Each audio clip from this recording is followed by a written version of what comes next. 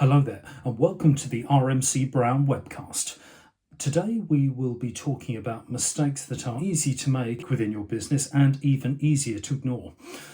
Traditional architecture is hard work. RMC Brown Ltd can shoulder the burden so that you can rediscover the joys of making beautiful places. Let's get to it.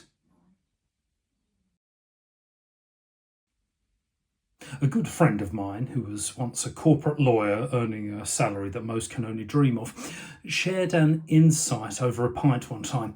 He said, "I spend less than 5% of my time on my area of specialist expertise. Most of my billable hours are spent working on far more basic stuff, but I do it really, really well." And who, if we're completely honest with ourselves, don't share a similar experience. Extraordinary work is, by definition, not ordinary. It's ultimately repetition over an extended period that builds our competence and our reputation. So, what qualifies as really well? Quality is obviously key, regardless of the context, the industry, or your market position. If traditional architecture has taught us anything, it's that excellence needs not to be the preserve of the premium providers. Firmness, commodity, and delight are philosophies that apply to not just what you do, but how you do it. Another fundamental aspect is consistency in the eyes of your customer, be they an in or external stakeholder. When you are asked to deliver something 2 weeks in succession, will what you hand over look and work in the same way in week 2 as it did in week 1? That being said, remember to listen extensively to feedback and don't be afraid to develop where appropriate.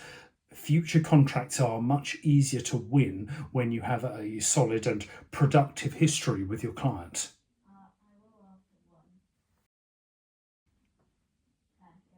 Whilst mastery of the basics is the first essential step, even great businesses have and will be undermined through unforced errors. Have you ever hurt yourself due to a moment of inattentiveness? Or perhaps you were involved in some kind of accident because you took a needless and unnecessary risk? The sheer speed at which regret hits is testament to the sophistication of the human brain, by which time it is, of course, too late. In a completely logical world, we would list out all the mistakes we've ever made and develop mitigation strategies to ensure they're not repeated.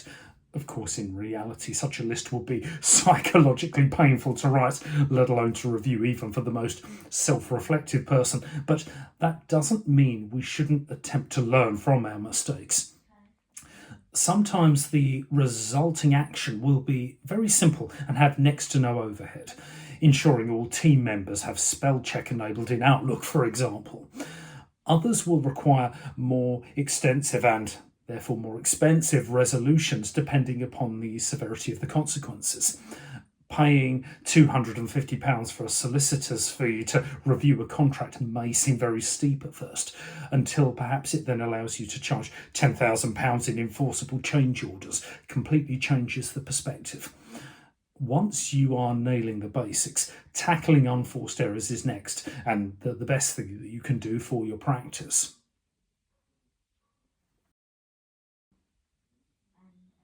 At RMC Brown, we believe it's a mistake to blindly apply the same approaches used in manufacturing as you would to knowledge work.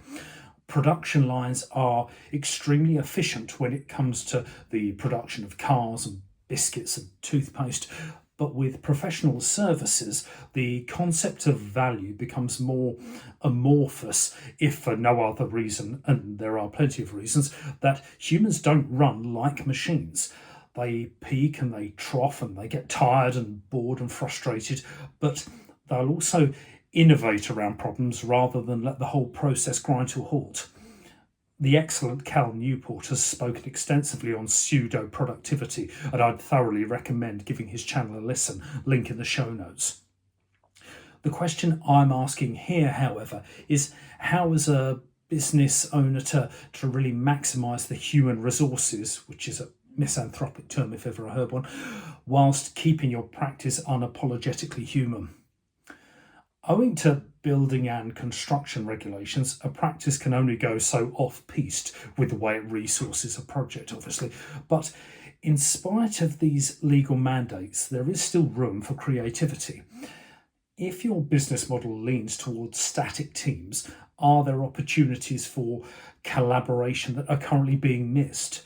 Perhaps your problem goes the other way, and your constantly evolving teams never quite have the chance to gel together.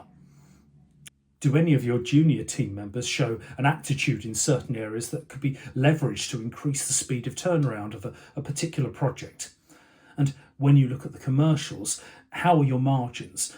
Are your designers appropriately allocated by cost, or do you have some projects perhaps running at a loss because they require more senior resources than perhaps was initially anticipated? Great teams are like great buildings.